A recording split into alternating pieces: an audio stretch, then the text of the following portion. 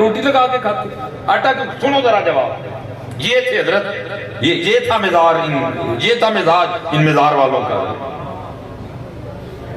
ہمارے پاس عرس تو رہ گیا لیکن ان کا مزاج، ان کی انداز. ہم